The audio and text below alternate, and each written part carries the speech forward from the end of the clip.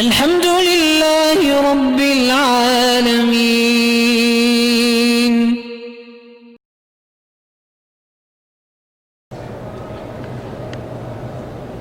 انجیر کا پھل کیا ہوتا ہے اور سوکھا ہوا کیا ہوتا ہے؟ تازہ بھی انجیر ہے، سوکھا ہوا بھی انجیر ہے، لیکن تازے کھانے میں زیادہ فائدہ ہے، اس میں کوئی شبہ ہے؟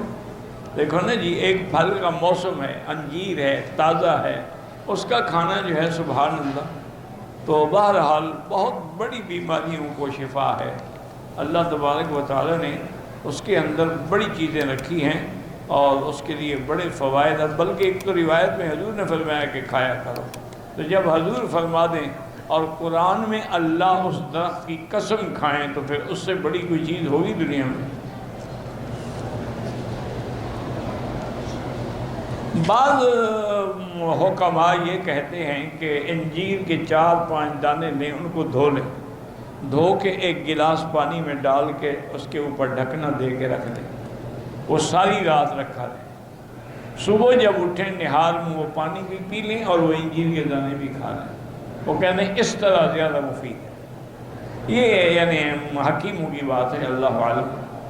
اسی طرح ایک حکیم تھے، وہ فرماتے تھے کہ انجیر لے کے اس کو اچھی طرح دھو کے اس کے ٹکڑے کر کے کسی شیشے کے جار میں ان کو ڈالیں اور اوپر زیتون کا تیل ڈال کے بھر کے رکھ دیں اور وہ ساری رات رکھا رہے، ناشتے کے وقت اسی سے 2-3 دانے کھا لیے تو اللہ کے قرآن کی دونوں باتیں پوری ہو جائیں گی، تین بھی اور زیتون بھی۔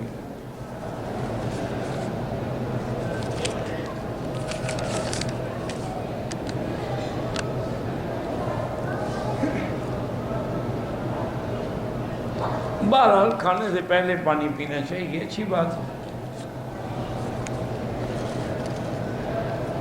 اگر میں نے صفا مروہ کے 7 سے زیادہ چکر لگا دیے، اللہ قبول کرے، بس اس کا کیا حل ہے؟ ہو گیا 7 تو ہو گئے نا، زیادہ ہی ہوئے، کم تو نہیں ہوئے۔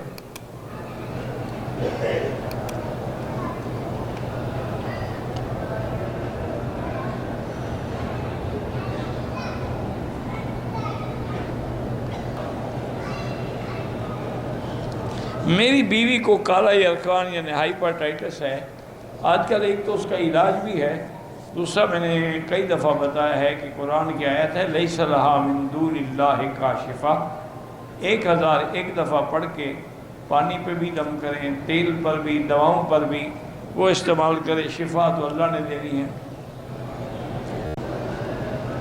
مجھے روزانہ مغرب سے لے کر عشاء تک گھبراہٹ ہوتی ہے، قرآن شریف پڑھا کریں، گھبراہٹ نہیں ہوگی۔